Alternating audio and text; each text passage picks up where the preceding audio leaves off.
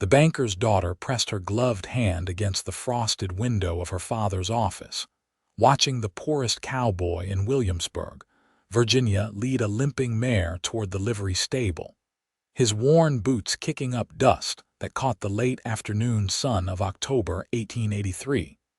And she knew in that precise moment that her carefully orchestrated life was about to shatter into 1,000 irreparable pieces. Willa Preston had spent 21 years living exactly as her father expected. Every breakfast eaten at precisely 7 in the morning, every dress buttoned to the very top, every smile practiced and deployed at appropriate social gatherings. Her father, Jeremiah Preston, owned the only bank in Williamsburg and half the properties on the main street. His word was law in their household, and Willa had never questioned it. Not when he selected her tutors, not when he dismissed potential suitors he deemed beneath their station, not when he forbade her from walking unescorted past the saloon district. But that afternoon, something shifted inside her chest as she watched the cowboy gently stroke the injured horse's neck, speaking words too soft to hear through the thick glass. He wore clothes that had been mended so many times the original fabric seemed almost a memory. His hat was weathered and stained. His boots had holes that even she could see from her second-story vantage point. Yet the tenderness in his movements, the patience in his stance, spoke of a richness her father's vault could never contain. "Willa, step away from that window." Her father's voice cut through her reverie like a blade through silk. "I have told you 1,000 times that staring into the street like some common shop girl is beneath your station." She turned slowly, keeping her expression neutral. Jeremiah Preston sat behind his mahogany desk, ledgers spread before him like battle plans. His silver hair was oiled back, his suit pressed to perfection, his watch chain gleaming gold against his vest. Everything about him spoke of control, of money, of power carefully wielded. "I was merely looking at the weather, Father. The leaves are turning. The leaves turn every year. It requires no special observation." He dipped his pen in the inkwell with surgical precision. "Senator Hutchinson's son will be joining us for dinner tomorrow evening. I expect you to wear the blue silk and to engage him in appropriate conversation. He is a promising young man with an excellent future in politics." Willa's stomach tightened. She had met Harold Hutchinson twice before. He spoke only of himself, interrupted her constantly, and had hands that felt damp and possessive when he touched her arm. "Yes, Father. Good. Now go help your mother with the menu selection. I have accounts to balance." She left the office without another word, but instead of turning toward the parlor where her mother sat embroidering, she descended the back stairs that led to the servants' entrance. The kitchen girl, barely 16 and terrified of losing her position, pressed herself against the wall as Willa swept past. The heavy door opened onto an alley that smelled of wood smoke and horse manure and freedom. Willa had never walked alone to the livery stable.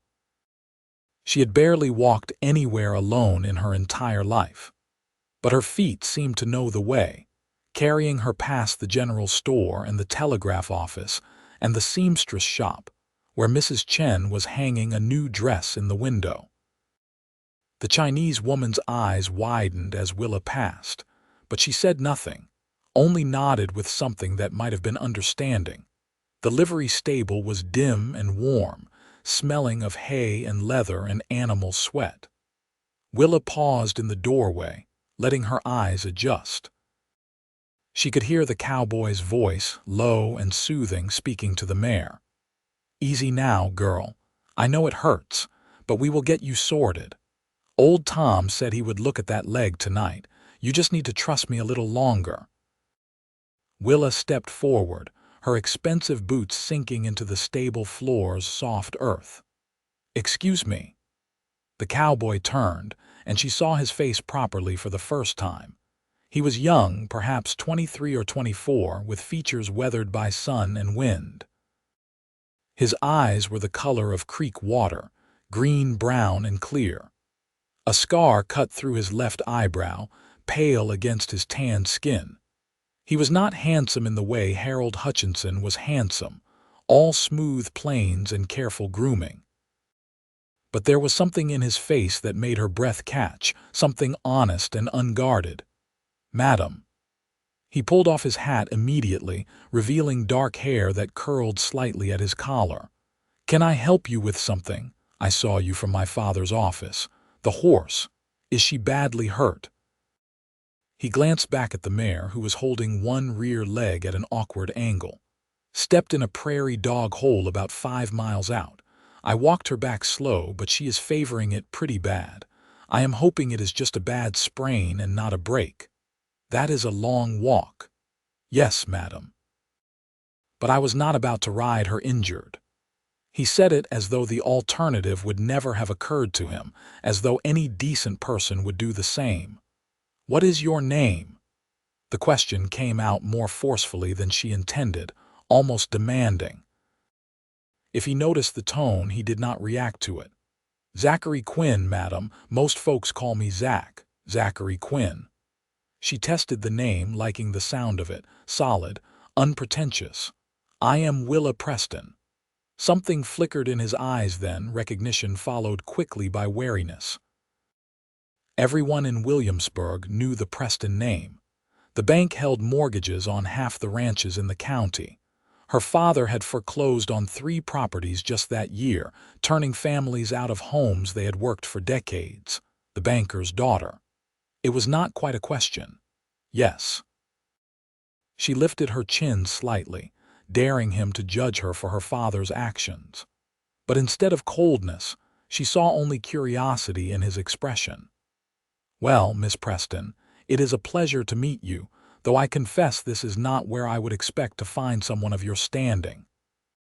He gestured at the stable around them, at the rough wood and dirt floor and the chickens pecking in the corner. "Perhaps that is precisely why I am here." The words surprised her even as she spoke them. She had never admitted to anyone, least of all to herself, how suffocating her prescribed life had become. Zachary studied her for a long moment, and she had the uncomfortable sensation of being truly seen for the first time.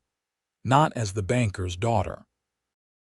Not as a potential alliance for an ambitious politician, just as herself, whatever that might be. Fair enough. He turned back to the mare, running his hands down her injured leg with careful pressure. The horse whickered softly but did not pull away. "I cannot offer you much entertainment, I am afraid. Just a worried cowboy and a hurting horse." "May I help?" She stepped closer, ignoring the voice in her head that sounded remarkably like her father, listing all the reasons this was inappropriate. "Have you worked with horses before?" "Some. We have a stable behind the house, 2 carriage horses and my mother's mare. I used to help the stable boy when I was younger, before my father decided it was unsuitable." Zachary's mouth quirked slightly, not quite a smile but close.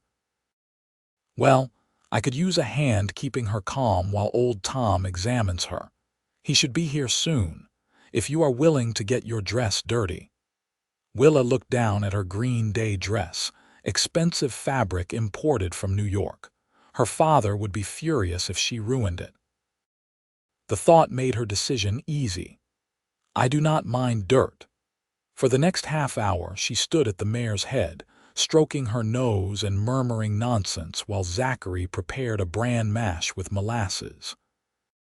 The veterinarian, a grizzled man with tobacco-stained teeth and surprisingly gentle hands, arrived just as the sun was touching the horizon. His examination was thorough and mostly silent, punctuated only by grunts and the occasional soft word to the horse. "Bad sprain, not a break," he finally announced. "Keep her off it for 3 weeks minimum. Cold compresses for the first few days. I will leave you some liniment." The The relief on Zachary's face was so profound that Willa felt her throat tighten. "Thank you, Tom. I will pay you by the end of the month, I promise." The veterinarian waved a dismissive hand. "I know you are good for it, boy, not like some folks in this town." He shot a meaningful look at Willa, and she felt heat rise to her cheeks. He clearly knew who she was and did not think much of her family. After Tom left, Zachary stood staring at the mare for a long moment. In the dim light, Willa could see the tension in his shoulders, the way his hands gripped the stall rail. "This horse means a great deal to you." "It was not a question. She is all I have." His voice was quiet but steady. "My father died 2 years ago, influenza. We had a small ranch, just 50 acres, but it was ours. When he passed, I found out he had borrowed against the property. Medical bills from when my mother died 3 years before. I tried to keep up the payments, but a drought hit and we lost half the herd. Your father foreclosed last spring." Willa felt as though the ground had shifted beneath her feet. "I did not know." "Why would you?" There was no accusation in his tone, just fact. "I sold everything except Juniper here. She was my father's favorite. I have been working ranch jobs ever since, moving between properties, sleeping in bunkhouses, saving every penny I can, hoping maybe someday I can buy back even a piece of what we lost. I am sorry." The words felt pathetically inadequate. Zachary turned to look at her fully, and the directness of his gaze made her pulse quicken. "It is not your fault. You did not make the decisions. But I figure you should know if we are going to be honest with each other. Your father took my home. I cannot pretend that away, even for politeness." "I would not want you to." She realized as she spoke that it was absolutely true. She was so tired of polite fictions, of everyone saying what was expected rather than what was real. "Then we understand each other." He held out his hand, rough with work and calluses. "Friends." She looked at his extended hand, knowing that taking it would be crossing a line her father had drawn in stone. Knowing that Harold Hutchinson would never have calluses, would never smell of horse and leather, would never speak to her with this kind of raw honesty. She reached out and clasped Zachary's hand firmly. "Friends." His grip was warm and strong, and when he smiled, she felt something inside her chest crack open like spring ice on a river. By the time she returned home, dinner was already being served. Willa slipped in through the back entrance again, hoping to reach her room unnoticed, but her mother was waiting at the top of the stairs. Margaret Preston was a soft woman who had learned to be hard. Years of living with Jeremiah had taught her to value appearance above all else, security over authenticity. She looked at Willa's dirty dress and disheveled hair with something that might have been sadness if it had not been carefully suppressed. "Your father is very angry." "I know." "Where were you?" Willa met her mother's eyes, seeing the fear there. Margaret was afraid of what defiance might cost, what Jeremiah might do. "I went to the livery stable. There was an injured horse." "Willa." Her mother's voice broke slightly. "You cannot do things like this. You know how your father is. The Hutchinson dinner is tomorrow. If you displease him now, he will make it unbearable for all of us. Perhaps I am tired of avoiding his displeasure. Perhaps I am tired of living my entire life according to his specifications." Margaret reached out and gripped Willa's wrist, her fingers tight with urgency. "Listen to me, daughter. I know you feel confined. I know you want something more, but there is more at stake than your momentary rebellion. You have security, status, a future. Do you know what happens to women who throw those things away? They end up working in laundries, or worse. They end up dependent on men who cannot provide for them, watching their children go hungry. I am begging you to think carefully before you do anything foolish." Willa gently extracted her wrist from her mother's grip. "Did you ever want something different, Mother? Did you ever feel like screaming against the walls that have been built around you? For just a moment, Margaret's carefully maintained composure cracked, and Willa saw the girl her mother must have been once, before marriage and disappointment and fear had reshaped her. Then the mask slid back into place. Get cleaned up. Try to mend things with your father, please. But when Willa entered the dining room 20 minutes later, wearing a fresh dress and her hair hastily repinned, Jeremiah did not even look at her. He ate his roast beef in silence while her mother made increasingly desperate attempts at conversation. Finally, as dessert was being cleared, he set down his napkin with deliberate precision. You will not leave this house unescorted again. Am I clear? Willa's hands clenched in her lap. Father, I am 21 years old. You are my daughter living under my roof, supported by my money. You will follow my rules or you will find yourself without either. Jeremiah. Her mother's voice was pleading. Let us discuss this calmly. There is nothing to discuss. Willa knows what is expected of her. She has simply chosen to be willfully disobedient. He turned his cold gaze fully on Willa for the first time. I built everything we have through discipline and careful planning. I will not watch you destroy your future because of some romantic foolishness. You will marry well. You will secure our family's position. That is your duty. What if I do not want that future? The words came out barely above a whisper. Then you are a fool. He stood, tossing his napkin onto the table. The Hutchinson dinner is tomorrow at 7. You will attend. You will be charming.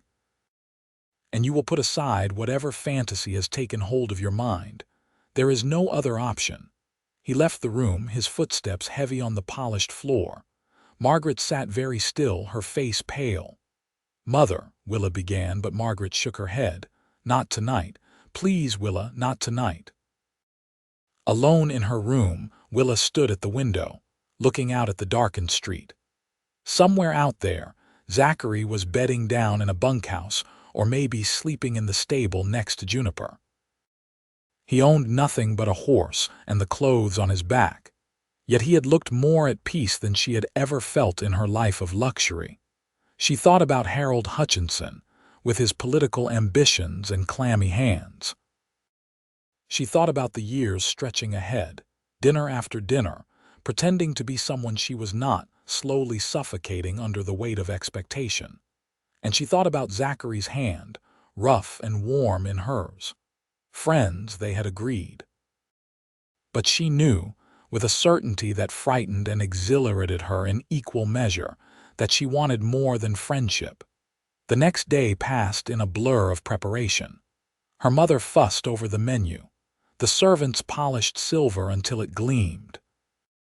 Willa was trussed into her blue silk dress, her hair curled and pinned until her scalp ached. She looked in the mirror and barely recognized herself. Harold Hutchinson arrived precisely at 7, accompanied by his father, the senator. Both men were tall and well-groomed, wearing expensive suits and the confidence of those who had never questioned their place in the world. Harold kissed Willa's hand with wet lips and told her she looked beautiful in a tone that suggested he was bestowing a great gift. Dinner was excruciating. The senator and her father discussed politics and business. Harold talked about his prospects, his connections, his certainty of future success. Willa was expected to smile and nod and occasionally offer some innocuous comment. When Harold's hand found hers under the table, squeezing possessively, she fought the urge to yank it away. "My son tells me he is quite taken with your daughter," the senator said over coffee, his voice carrying the jovial tone of deals being sealed. "I believe an alliance between our families would be mutually beneficial." "I agree completely." Jeremiah's smile was the one he used for important clients. Willa would make an excellent wife for a man with political aspirations. Harold leaned closer to Willa, his breath smelling of wine. "What do you say, Miss Preston? Would you do me the honor of allowing me to court you properly?" Everyone was looking at her. Her father with expectation, her mother with pleading, the senator with businesslike appraisal. Harold with something that might have been desire but felt more like acquisition. I need some air. She stood abruptly, her chair scraping loudly. Excuse me. She fled to the front porch, gulping the cool October air. Behind her, she could hear her mother making excuses, her father's voice tight with barely controlled fury. She gripped the porch railing, feeling trapped, feeling like a horse with a broken leg who everyone expected to keep running. Are you unwell? She spun to find Harold standing in the doorway. He had followed her out, of course, because men like Harold always followed, always pushed, always assumed. I am fine. I just needed a moment. You seemed overwhelmed. He stepped closer, and she resisted the urge to retreat. I understand this is a big decision, but I promise you, Willa, I will take good care of you. You will have everything you could want. A house in Richmond, servants, a place in society. Our children will have every advantage. What if I want more than that? The question escaped before she could stop it. Harold's expression flickered with confusion. More than what? What else could you possibly want? I do not know yet, but I know I want to choose it for myself. His confusion hardened into something less pleasant. You have been spending too much time reading novels. Real life is not some romantic fantasy. It is about making practical decisions, about building a secure future. Is that what you are offering me? Security? Yes, and partnership. We would make a good team, Willa. Your father's money and connections, my political career. It makes perfect sense. She looked at him, really looked at him, and saw her future laid out like a map. Years of dinners like tonight. Years of being touched by hands she did not want. Years of being someone's useful wife rather than a whole person. The clarity of it was almost beautiful in its horror. I am sorry, Harold, but I cannot accept your courtship. His face darkened. Your father has already agreed. My father does not own me. Legally, until you marry, he does. Harold's voice had lost all its practiced charm.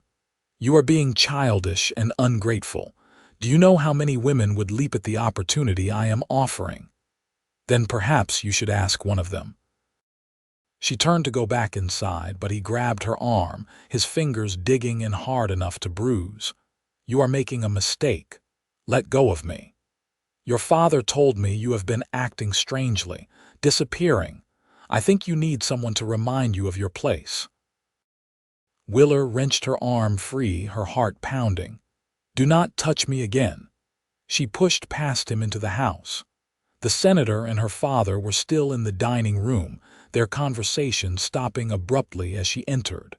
Margaret sat frozen, her coffee cup halfway to her lips. I will not be courted by Harold Hutchinson. Willa's voice rang out clear and steady. I do not care if you have already made arrangements. I will not marry him. Jeremiah's face went purple. You will do as I say. No, father, I will not. The senator stood smoothly, his politician's smile never wavering. I think perhaps we should take our leave. Clearly this is a family matter that requires private discussion. Harold slunk in from the porch, his expression sullen. The two men gathered their coats and departed with stiff formality. The moment the door closed behind them, Jeremiah turned on Willa with a fury she had never seen before. How dare you embarrass me like that? How dare you throw away an opportunity like that? I embarrassed you. Willa's own anger, suppressed for so many years, finally broke free. You sold me like a piece of property without even asking what I wanted.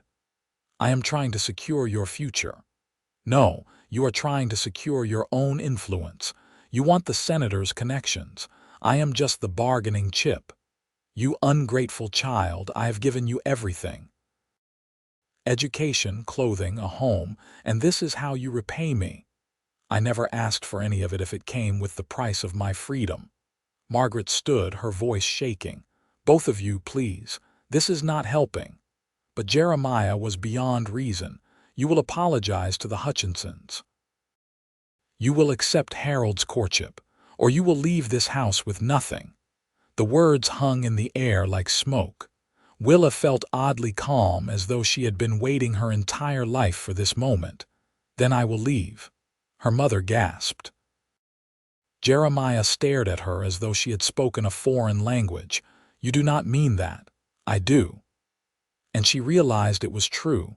Whatever happened next, she could not stay here. She could not live one more day as the obedient daughter, the useful pawn. "I will pack my things tonight. If you walk out that door, you are no longer my daughter. I will not give you a penny. You will not be welcome in this house ever again." She looked at him, this man who had never once asked what she wanted, who had never seen her as anything more than an extension of his ambitions. And she felt something inside her let go, like a rope cut clean. "I understand." She turned and walked up the stairs, each step feeling like both an ending and a beginning. In her room, she pulled a carpet bag from the closet and began packing. Practical things: her warmest dress, sturdy boots, the small amount of money she had saved from birthdays and Christmas, a photograph of her mother taken years ago when joy still lived in her eyes. Margaret appeared in the doorway, tears streaming down her face. "Please do not do this. He will calm down. We can fix this." "Mother, I love you. But I cannot live his life anymore. I cannot marry Harold Hutchinson. I cannot keep pretending to be someone I am not." "Where will you go? What will you do?" The fear in her mother's voice was raw. "I do not know yet, but I will figure it out." "Is there someone?"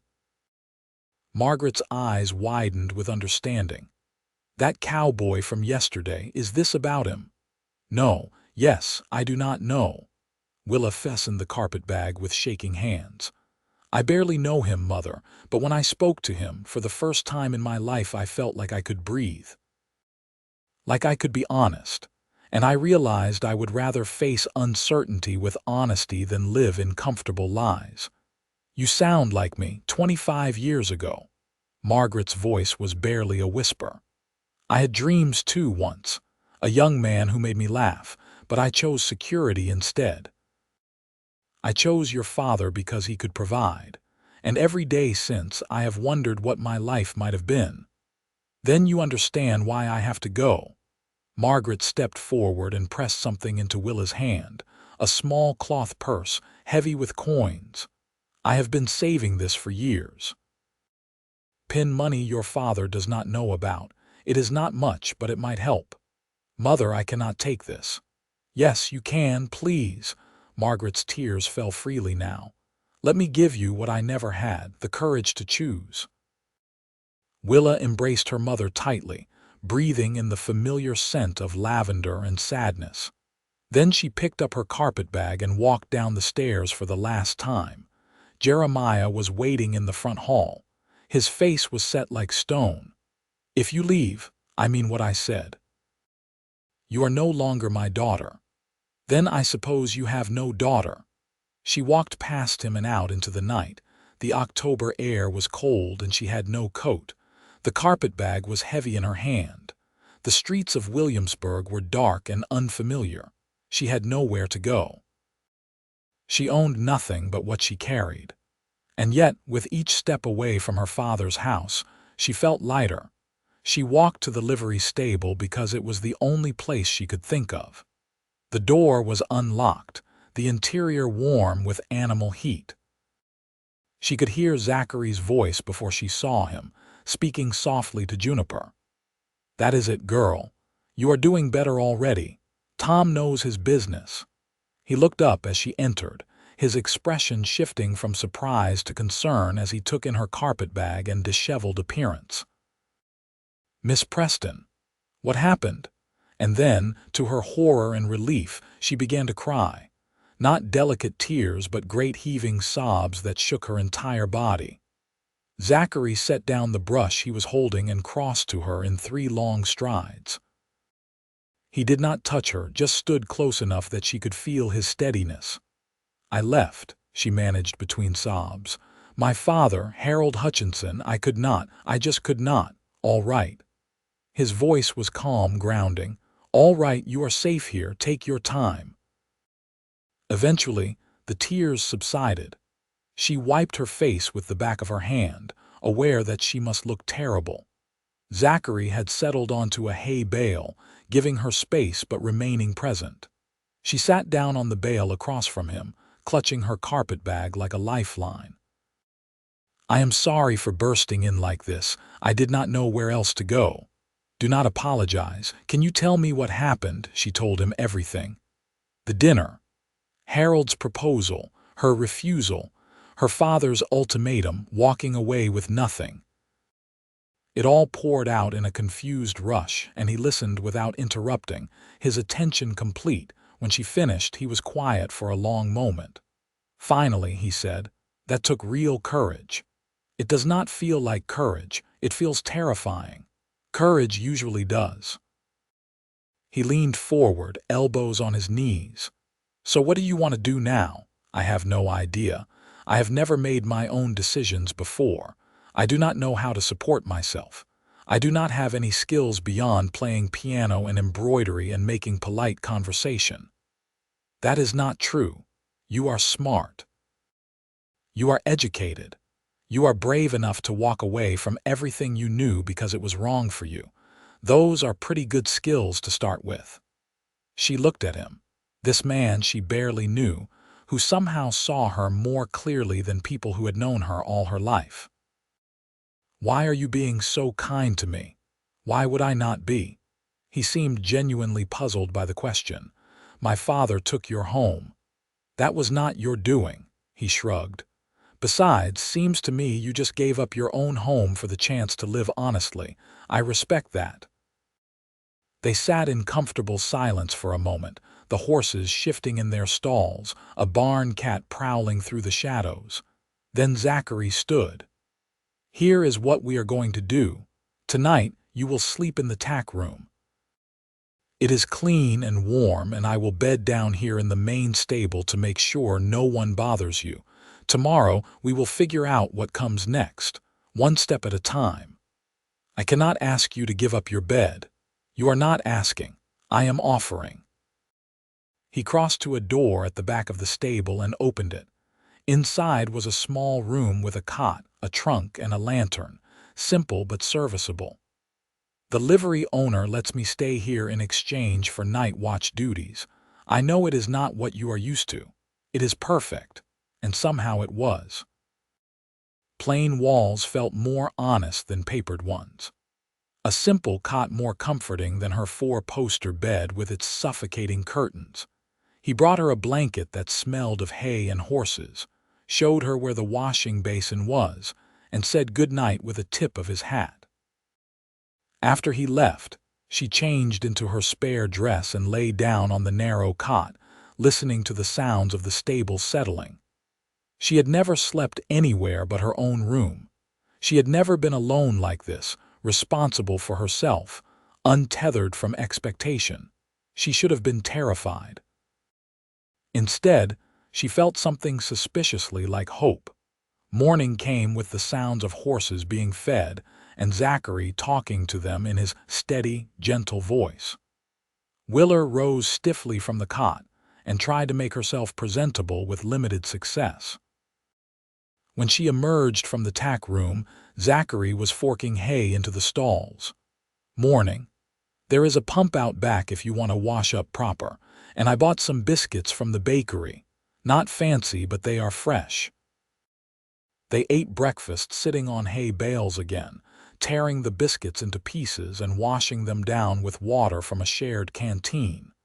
Willa had never tasted anything so good. "I have been thinking about your situation," Zachary said, "and I might have an idea. But you should know it would be hard work. Nothing like what you are used to. Tell me." "There is a ranch about 15 miles north. The Bar T owner is a widow named Teresa Quinn. She is my father's cousin, actually. She has been running the place herself since her husband died 5 years ago, but she is getting older and could use help. She mentioned last time I saw her that she was looking for someone to help with the house and the books. She is particular about who she hires, but if I vouched for you, she might give you a chance. You would do that for me. I figure we are friends. Friends help each other." He said it simply, as though offering to change her entire life was no great thing. "I do not know anything about ranch work. Teresa would teach you. She is tough but fair, and she would give you a place to stay, food, and wages. It would not be much, but it would be yours, earned by your own work." The idea was both thrilling and terrifying. Willa had never worked a day in her life. She had never earned money or had to answer to anyone but her father. But the thought of learning something real, of being useful in a way that mattered, called to something deep inside her. "When can we go?" Zachary's face broke into a full smile and she felt her heart skip. "I was hoping you would say that. I can borrow a wagon this afternoon. We could head out tomorrow morning if you are ready." "I am ready." The next 24 hours passed in a blur of preparation. Zachary traded work for the loan of a wagon and a patient gelding to pull it. Willa bought supplies with the money her mother had given her, choosing practical things instead of pretty ones. They packed blankets and food for the journey, checked the wagon wheels, and planned their route. News of Willa's departure had spread through Williamsburg like wildfire. She saw the stairs as she walked down the main street with Zachary, heard the whispers behind gloved hands. Mrs. Chen nodded to her again, this time with open approval. The baker gave her an extra biscuit with her purchase. But others looked at her with pity or scandal or judgment. She held her head high and pretended not to notice. The morning they left, her mother appeared at the livery stable just as they were hitching the gelding to the wagon. Margaret looked tired, older somehow, but there was a light in her eyes that Willa had never seen before. "I had to see you before you left." "Mother." Willa embraced her tightly. "Thank you for the money. Thank you for understanding. I do not know if I understand completely. But I know you are braver than I ever was." Margaret pulled back and looked at Zachary, who had politely stepped away to give them privacy. "You are Zachary Quinn. Your father was Henry Quinn." "Yes, madam. He was a good man. I am sorry for what happened to your family's ranch." Zachary nodded, his expression carefully neutral. "Thank you, madam." Margaret turned back to Willa. "Your father is not going to change his mind. You know that. I know. But I will always be your mother, and if you need me, you can find a way to reach me. Mrs. Chen will help. She has no love for your father. I love you, mother. I love you too, my darling girl, more than you will ever know." Margaret pressed a kiss to Willa's forehead, then hurried away before the tears could fall. Zachary helped Willa onto the wagon seat, then climbed up beside her and took the reins. The gelding moved forward at his soft command, and Williamsburg began to fall away behind them. Willa did not look back. The road north was rutted and rough, passing through farmland and patches of forest where the leaves blazed red and gold. They talked as they traveled, Zachary telling her about the ranch life, what to expect from Teresa, what the work would be like. Willa listened intently, asking questions, trying to prepare herself for this new world. But they also talked about other things, their childhoods, their fears, their hopes. Zachary spoke of his dream to buy back his father's land someday, to rebuild what had been lost. Willa spoke of books she had read, ideas she had never been allowed to voice, dreams she had barely admitted to herself. By the time they stopped for lunch, sitting beside a creek and sharing bread and cheese, Willa realized she was happy. Genuinely, uncomplicated happy in a way she had never experienced before. The sky was wide overhead. The air smelled clean. And Zachary's laughter when she said something funny was the best sound she had ever heard. They reached the Bar T Ranch just before sunset. It was a modest spread, with a weathered ranch house, a large barn, and several smaller outbuildings. Cattle grazed on the hillsides, and chickens scattered as the wagon rolled into the yard. Teresa Quinn emerged from the house wiping her hands on her apron. She was in her 60s, with iron-gray hair pulled back in a no-nonsense bun and eyes that missed nothing. She looked from Zachary to Willa and back again, her expression unreadable. "Zachary Quinn, you have not visited in 6 months, and now you show up with a city girl in a fancy dress." "Hello, Teresa, I can explain." "I certainly hope so. Come inside before you spook the chickens further." The interior of the ranch house was simple but comfortable. Worn furniture, clean floors, a fire crackling in the stone hearth. Teresa poured coffee and sat them down at the kitchen table, then fixed Zachary with a stern look.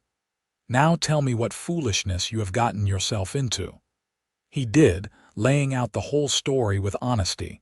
Willa's situation, her father's ultimatum, the need for work.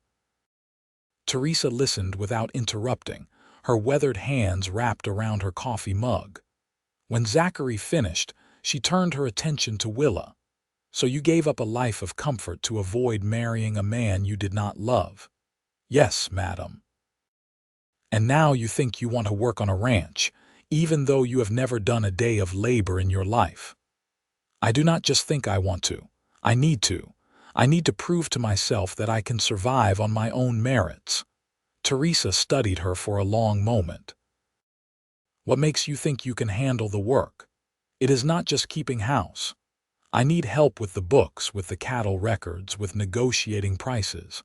And sometimes I need an extra pair of hands mending fences or moving stock. It is hard, dirty, exhausting work." "I do not know if I can handle it," Willa admitted. "But I want to try. I can read and write and work with numbers. My father made sure I was well educated, even if he intended me to use it only for managing a wealthy household. I am willing to learn everything else. And I promise you, I will work harder than I have ever worked in my life." Something in Teresa's expression softened slightly. "Your father is Jeremiah Preston, the banker. He was my father. I am not his daughter anymore. That man foreclosed on 3 ranches I know of. Good people who hit hard times. I know, I am sorry. It is not your fault." Teresa set down her coffee mug with a decisive click. "All right, I will give you a trial. 1 month. You will help me with the house, the books, and whatever else needs doing. I will pay you $5 a month plus room and board. If at the end of that month you are still here and still working hard, we will talk about making it permanent." Relief flooded through Willa so powerfully she thought she might cry again. "Thank you. I promise you will not regret this." "We will see about that." But Teresa's eyes held a glimmer of approval. "Zachary, you are welcome to stay the night before heading back. Willa, come with me. I will show you your room." The room was small, with a narrow bed, a dresser, and a window looking out over the hills. It had none of the luxuries of her room in Williamsburg, but it was clean and warm and hers because she had earned it. That night, Teresa made a simple dinner of stew and cornbread. They ate at the kitchen table, and Willa helped wash the dishes afterward, her first time ever performing such a task. Teresa watched her struggle with the scrub brush and said nothing, only handed her a rag to dry. Later, Zachary found Willa standing on the porch, looking at the stars. They were brighter here, away from the town lights, a vast sweep of silver across black velvet. "Thank you," she said without looking at him, "for everything, for giving me this chance. You gave yourself the chance. I just pointed you in a direction. I do not know what I would have done without you. You would have figured something out. You are stronger than you know." He moved to stand beside her, their shoulders almost touching. "I will be heading back tomorrow, but I will come by when I can, check on you, make sure Teresa is not working you too hard. I would like that." She turned to look at him, at his profile outlined by starlight. "Zachary, can I ask you something? Of course. Why did you help me? Really? You barely knew me. He was quiet for a moment, considering. That first day in the stable when you asked what my name was, you did not look at me like I was beneath you. You looked at me like I was a person. Like you saw me. I have been invisible for a long time, Miss Preston, just another poor cowboy. But you saw me. So I figured I should see you too. And what I saw was someone brave enough to want more than what they had been given. That is worth helping. Willa's throat tightened with emotion. She had spent her entire life being looked at but never truly seen. Until Zachary. I see you too, she whispered. They stood there for a long time, neither moving nor speaking, just existing together under the vast Virginia sky. And Willa knew, with absolute certainty, that she was falling in love with this man. This honest, kind, hardworking man who had lost everything but remained gentle, who saw her not as the banker's daughter or a potential wife or a useful alliance, but simply as herself. She did not say it aloud. It was too new, too fragile, but she held the knowledge close to her heart like a secret treasure. The next morning, Zachary departed with promises to return soon. Willa watched the wagon disappear down the road, then turned to face her new life. Teresa was a demanding but fair teacher. She showed Willa how to cook meals for ranch hands, how to preserve food for winter, how to keep the house clean while managing 100 other tasks. She taught her the ranch bookkeeping system, how to track cattle sales and expenses, how to negotiate with buyers who thought they could cheat a woman. The work was exhausting. Willa's hands blistered, then calloused. Her back ached from scrubbing floors. Her head swam with numbers and cattle counts. She fell into bed each night too tired to dream. But she had never been happier. There was a satisfaction in seeing tangible results from her labor. A floor that gleamed because she had scrubbed it. A ledger that balanced because she had worked the numbers. A meal that disappeared because hungry men had enjoyed it. She was useful in a way that mattered, and the pride she felt was deeper than any she had experienced in her previous life. Teresa watched her progress with sharp eyes but said little. At the end of the first week, when Willa dropped an entire pot of stew and burst into tears of frustration, Teresa simply handed her a mop and said, "Mistakes happen. Clean it up and start again." At the end of the second week, when Willa successfully negotiated a better price for a cattle sale by catching an error in the buyer's math, Teresa nodded with something that might have been respect. At the end of the third week, Teresa said, "You are doing fine work. I think we will keep you past the trial month." Willa could have wept with relief and joy. Zachary visited twice during those first weeks, bringing supplies from town and news of Williamsburg. He always stayed for dinner, and afterward he and Willa would sit on the porch and talk until the stars came out. They spoke of everything and nothing, dreams and fears and the everyday details of their lives. Each conversation felt like a gift, something precious that Willa hoarded against loneliness. On his third visit, in early November, he brought troubling news. "Your father is not taking your departure well.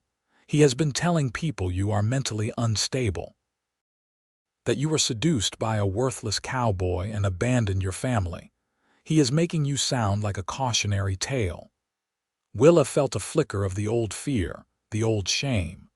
But then she looked around at the ranch, at the life she had built with her own hands, and the fear dissolved. "Let him say what he wants. I know the truth." "There is more." Zachary's expression was troubled. "Harold Hutchinson is furious. He feels humiliated. He has been making threats about finding you and bringing you back, making you see sense, he says. He has no authority over me." "No, but he has money and connections, and pride. A man like that can be dangerous when he feels wronged." Zachary met her eyes seriously. "I am not trying to scare you, but I think you should be careful. Maybe not go into town alone for a while." Willa nodded. a chill running down her spine despite the warm fire inside. "Thank you for warning me." That night, she lay awake thinking about Harold, about the way he had grabbed her arm, the sense of entitlement in his eyes. Men like that did not accept rejection. They saw women as possessions to be acquired or controlled. But she was not a possession anymore. She had made herself free. As November turned to December, the work on the ranch intensified. Preparing for winter meant preserving food, repairing buildings, ensuring the cattle had adequate shelter. Willa worked alongside Teresa and the handful of ranch hands, learning skills she had never imagined needing. And through it all, her feelings for Zachary deepened. Each visit was both joy and torture. She lived for the moments they spent together, the sound of his voice, the rare occasions when their hands would brush accidentally and send electricity racing up her arm. But she had no idea if he felt the same.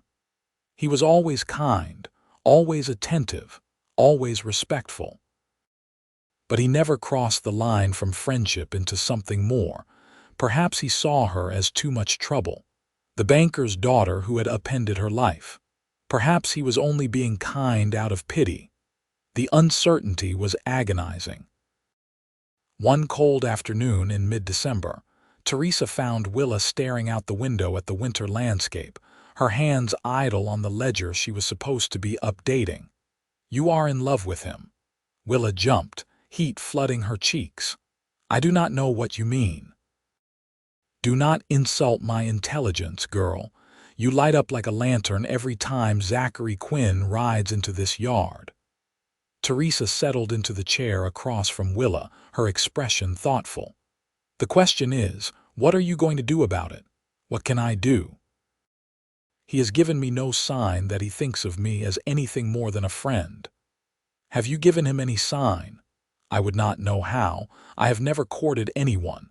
Everything with Harold was arranged by my father." Teresa snorted. "That is not courting. That is business. Real courtship is about showing someone you see them, value them, want to build something with them. I do not want to ruin what we have. His friendship means too much to me. Life is short, Willa, shorter than you think when you are young. I loved my husband for 30 years, and when he died, my only regret was that we did not have more time. Not a single day of loving him was wasted."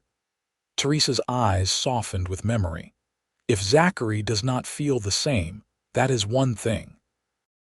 But you owe it to yourself and to him to be honest about what you want." Before Willa could respond, one of the ranch hands burst into the house, his face red with cold and alarm. "Miss Teresa, there are men riding up, 3 of them. They look like trouble."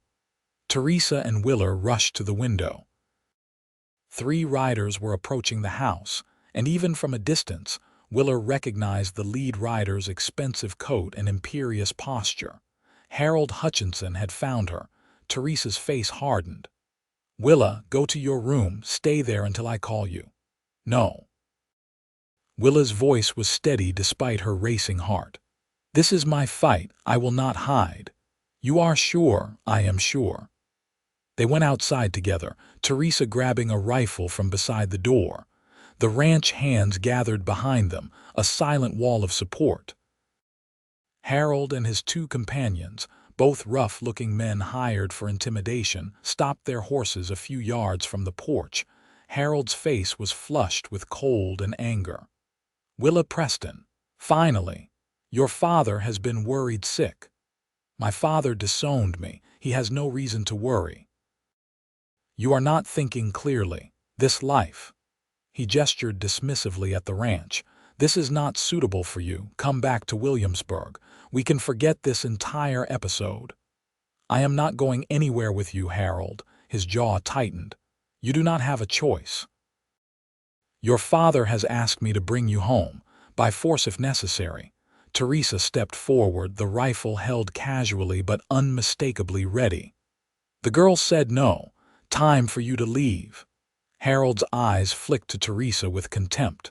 "This does not concern you, old woman." I am talking to my future wife. I am not your future wife. I will never be your wife. You are confused, influenced by unsuitable people. His gaze swept over the ranch hands. That cowboy, Quinn, where is he? That is none of your business. He seduced you. Filled your head with romantic nonsense. But he is nothing, Willa. A landless drifter who will never be able to give you anything. He gave me respect. He saw me as a person, not a possession. That is more than you ever did. Harold's face darkened dangerously. He dismounted and his 2 hired men followed. I am taking you back to Williamsburg. Now. He started toward the porch, but Teresa leveled the rifle directly at his chest. One more step and I will shoot you for trespassing. You would not dare. Try me. For a moment the tableau held. Then one of the ranch hands, a weathered man named Cal, spoke up. We are all witnesses here, mister. You are threatening a woman against her will. The law would not take kindly to that. Harold looked around, perhaps finally recognizing that he was outnumbered and outmaneuvered. His face twisted with fury and humiliation. This is not over, Willa. Your father has influence. The sheriff is his friend. I can make your life very difficult. You can try. Willa felt her own anger rising, burning away the last remnants of fear. But I am not going back. I am not your property or my father's. I am my own person, and I am choosing to stay here. You will regret this. You are throwing away everything for nothing. No, Harold, I am claiming everything that matters. He stared at her for a long moment, then spat on the ground and remounted his horse. You are a fool. When you are starving in some hovel, remember that you chose this. He wheeled his horse around and galloped away, his hired men following.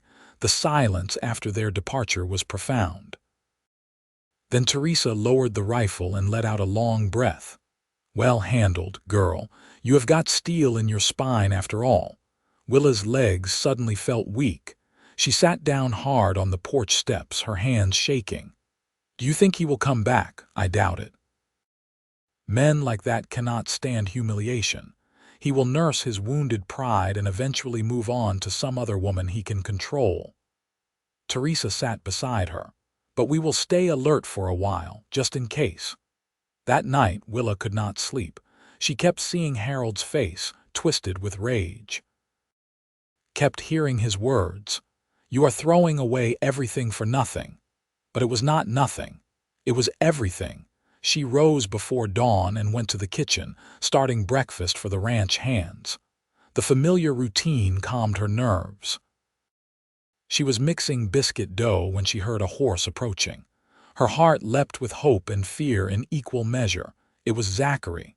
He dismounted and rushed to the house, knocking briefly before entering. Relief and worry warred on his face when he saw her.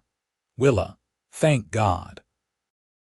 I heard in town that Harold Hutchinson was riding north with hired men. I came as fast as I could. I am fine.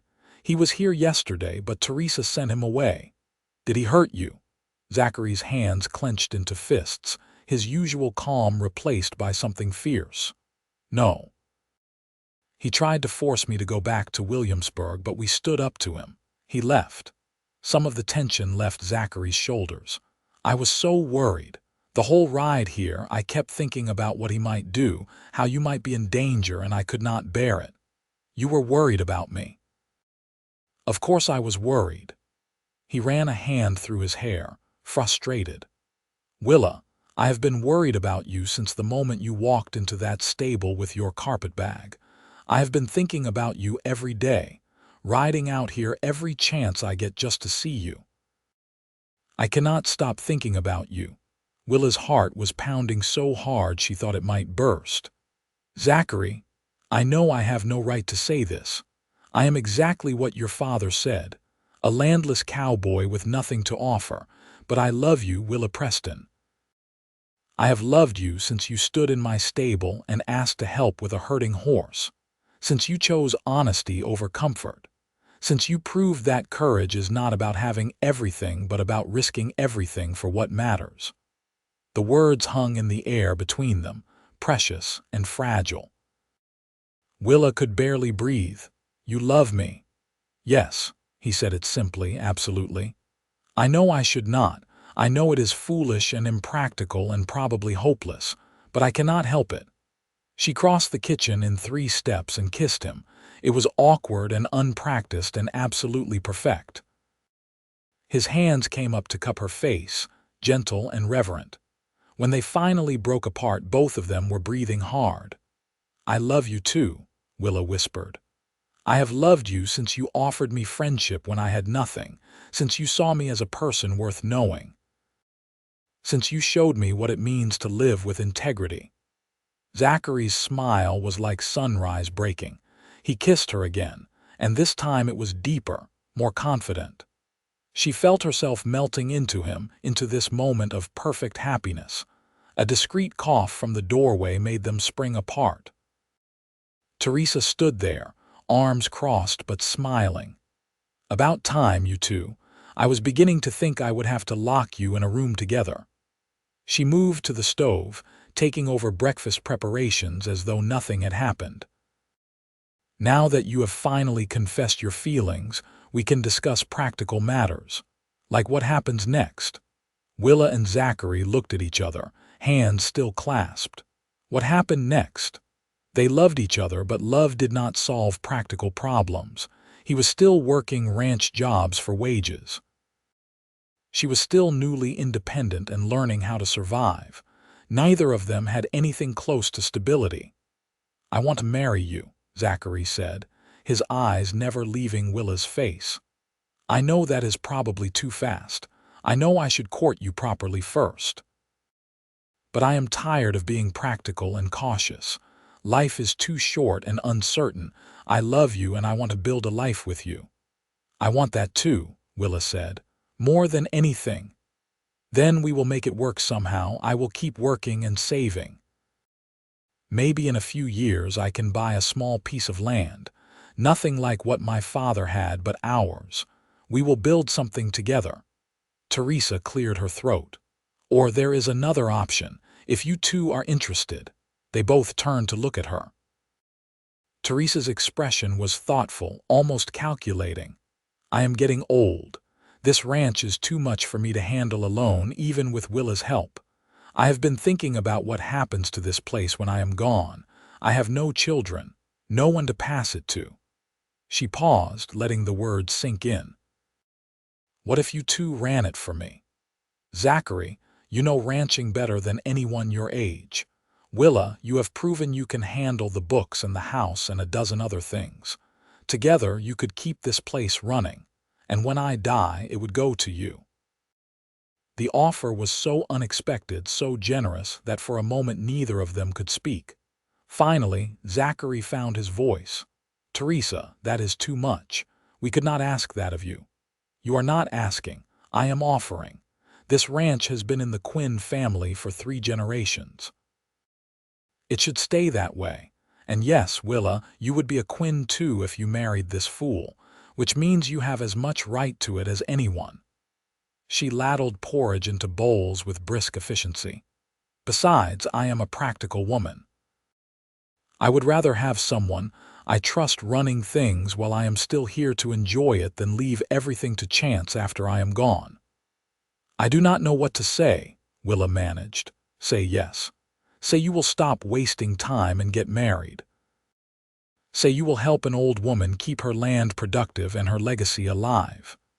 Zachary looked at Willa, his eyes full of hope and love and possibility. "What do you think?" What did she think? A month ago, she had been a banker's daughter with no skills and no future beyond a marriage she did not want. Now she was being offered a ranch, a partnership, a life built on honest work and mutual respect. And love. So much love her heart felt too small to contain it. "I think we should say yes." They were married 3 days later by the circuit preacher who happened to be passing through.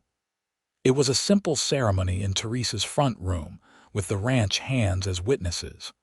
Willa wore her best work dress, clean but unadorned. Zachary wore his only suit, slightly too large in the shoulders. They had no rings, so they used leather cord tied in matching knots. It was perfect. Teresa hosted a small celebration dinner, and the ranch hands toasted the couple with whiskey and genuine warmth. Cal, the weathered ranch hand who had stood up to Harold, played a fiddle that had belonged to his father, and Zachary and Willa danced in the front room until midnight. That night, in the small room that was now theirs, they came together with tenderness and passion. Willa had been nervous, knowing nothing of physical intimacy except vague warnings from her mother. But Zachary was patient and gentle, showing her that love could be expressed through touch as powerfully as through words. Afterward, lying in his arms in the darkness, she felt complete in a way she had never experienced. This was what her mother had meant. This choice, this partnership, this love, it was worth every risk. The winter was hard but joyful. Zachary and Willa worked side by side, learning to run the ranch together. They made mistakes, sometimes spectacular ones.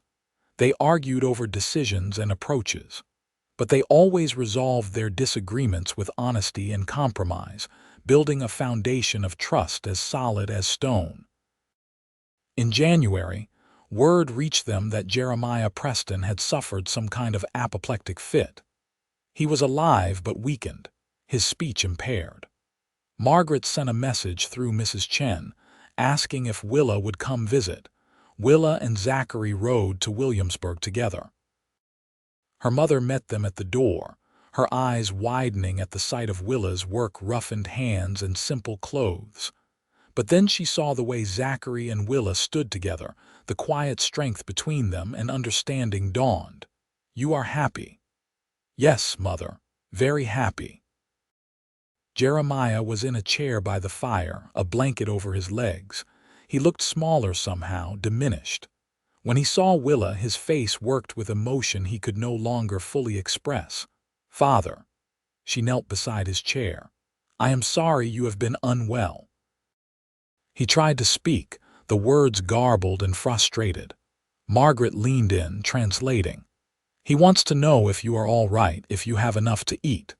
Willa felt tears prick her eyes. Even now, even after everything, some part of her father still cared. It did not excuse his actions, did not erase the pain he had caused, but it was something.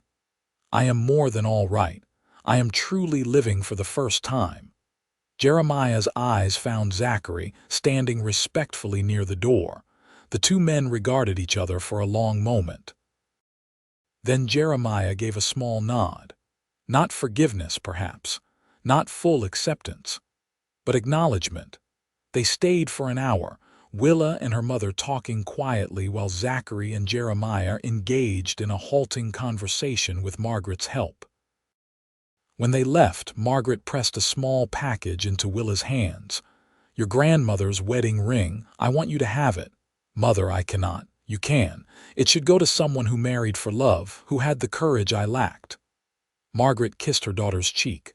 "Be happy, Willa. That is all I have ever truly wanted for you." As they rode back to the ranch, Willa's hand kept finding the small package in her pocket. That night, she and Zachary replaced their leather cord bracelets with proper rings. Gold that had survived generations, now blessing this new beginning. Spring came, and with it new challenges and joys. The cattle calving season tested their skills and stamina. But they worked together, Zachary teaching Willa everything he knew, Willa bringing her own insights and careful planning to the process. They lost 2 calves but saved dozens more, and the satisfaction of success earned through partnership was sweeter than any easy victory. In May, Willa realized she was pregnant. The discovery filled her with joy and terror in equal measure. She knew nothing of childbearing except that it was dangerous, that women died in childbirth with regularity. But when she told Zachary, his face lit up with such pure happiness that her fear receded. "We are going to have a family," he whispered, his hand gentle on her still flat stomach. "A real family, built on love." Teresa was equally delighted and immediately took over planning for the baby with military precision. She taught Willa what to expect, how to prepare, shared stories of her own children who had died in infancy and the grief that never quite faded. But she also spoke of hope, of the fierce love that made the risk worthwhile. The pregnancy was relatively easy. Willa continued working through the summer, only reducing her duties as she grew larger. Zachary fussed over her constantly, bringing her water, insisting she rest, building a beautiful cradle from oak wood in his spare moments. Their daughter was born on a cold November night, almost exactly a year after Willa had fled her father's house. The labor was long and difficult, attended by Teresa and the local midwife. There were moments when Willa thought she might die, when the pain was so intense she could not imagine surviving it. But then she heard the baby's first cry, thin and outraged, and everything else fell away. The midwife placed the infant in her arms, tiny and perfect in theirs. "She is beautiful," Zachary breathed, tears streaming unashamedly down his face. "You are both so beautiful." They named her Rose for new beginnings.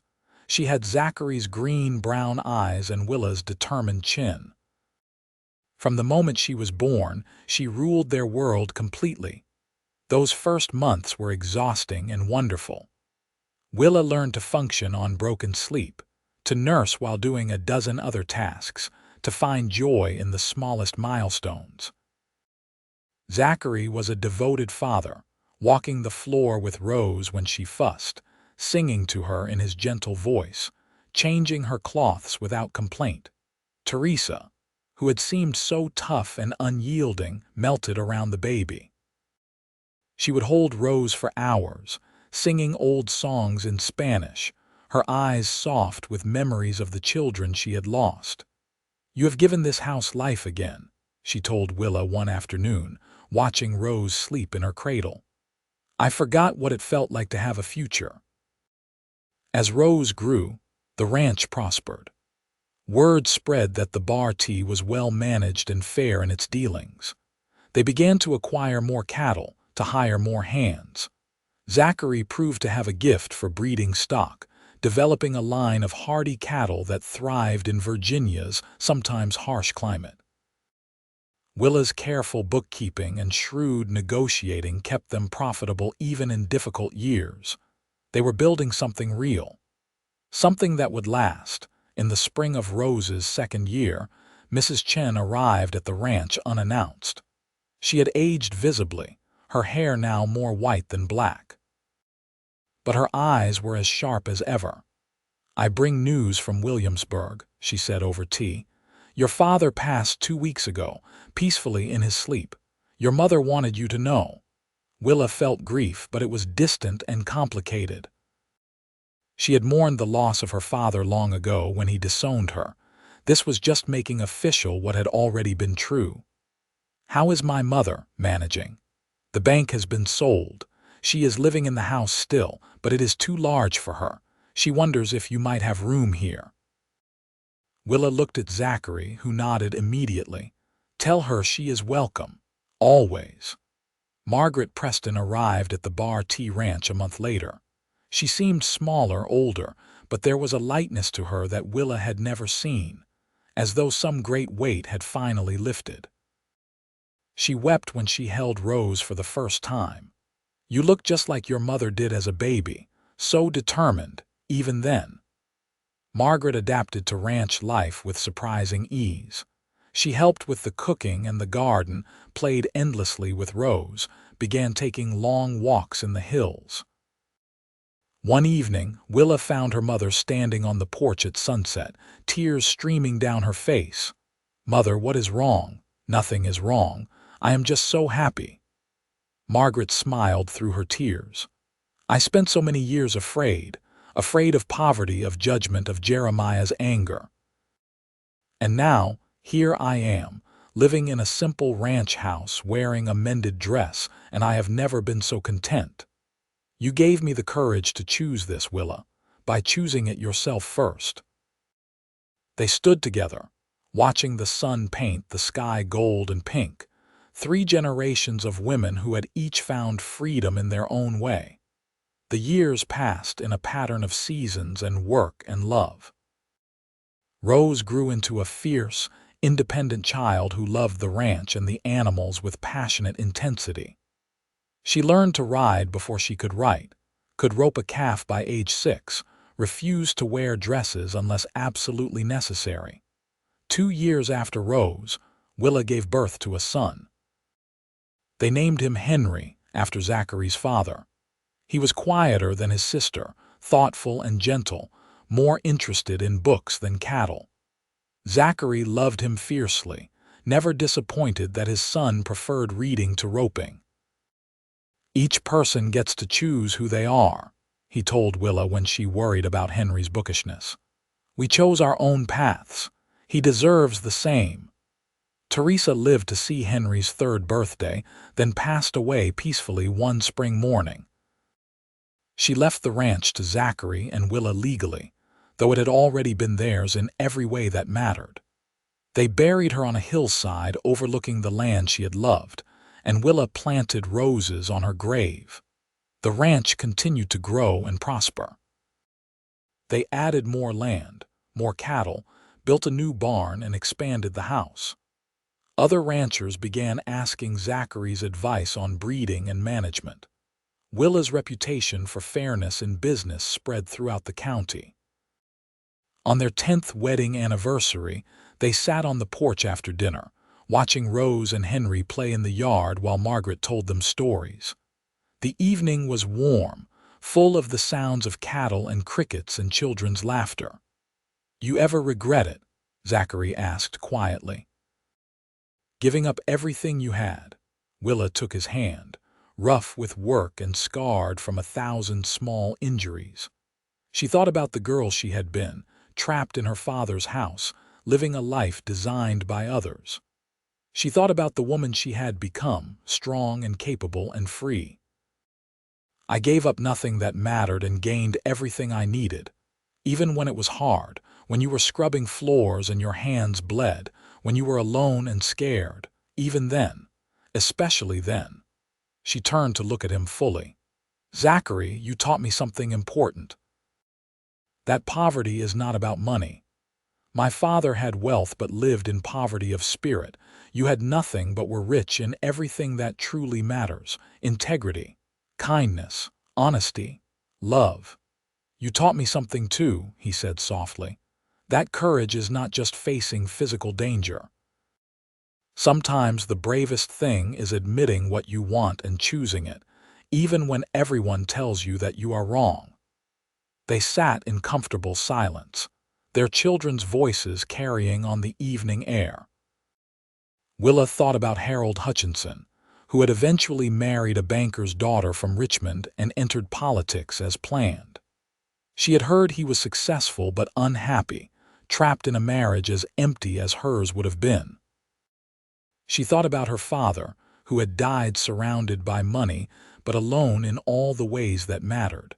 And she thought about this life she had built with Zachary. Hard work and honest sweat. Children raised with love and freedom. A partnership built on mutual respect. It was not the life anyone had planned for her, but it was the life she had chosen, and that made all the difference. Rose ran up to the porch, her face flushed with play. "Mama, Papa, Henry says there are wild horses on the North Range. Can we go look tomorrow?" "Maybe," Zachary said, pulling his daughter onto his lap, "if your mother says your chores are done." "They are, I promise."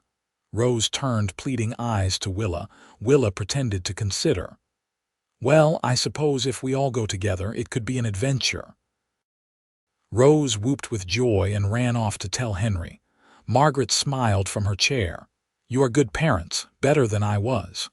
"You did the best you could with what you knew," Willa said gently. "And look at us now, all together, all free." That night, lying in bed with Zachary's arms around her, Willa thought about the moment that had changed everything.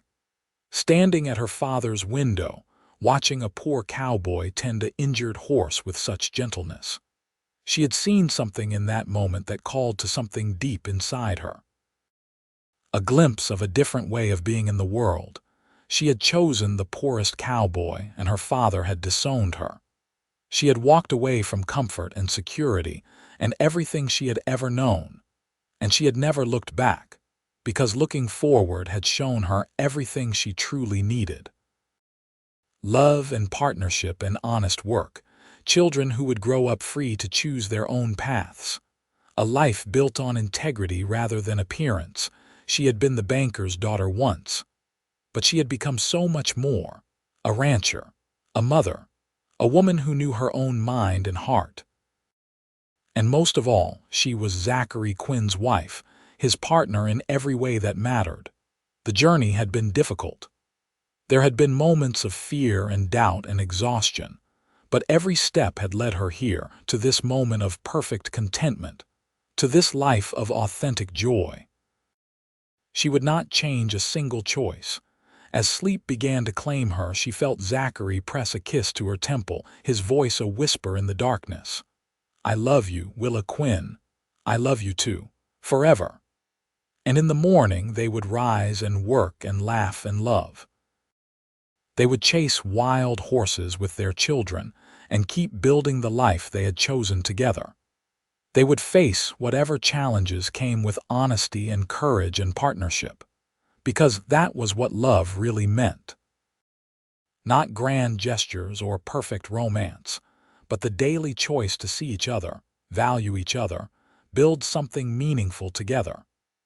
It meant being brave enough to choose authenticity over comfort, truth over appearances. The banker's daughter had chosen the poorest cowboy, and in doing so had discovered the richest life possible. A life measured not in money but in love, not in status but in freedom, not in what others expected but in what truly mattered. She had never looked back, because looking forward had shown her everything she needed to see: a future full of possibility, a partnership built on bedrock, a love that would endure through seasons and years and everything life could bring. And that, in the end, was worth more than all the gold in her father's vault.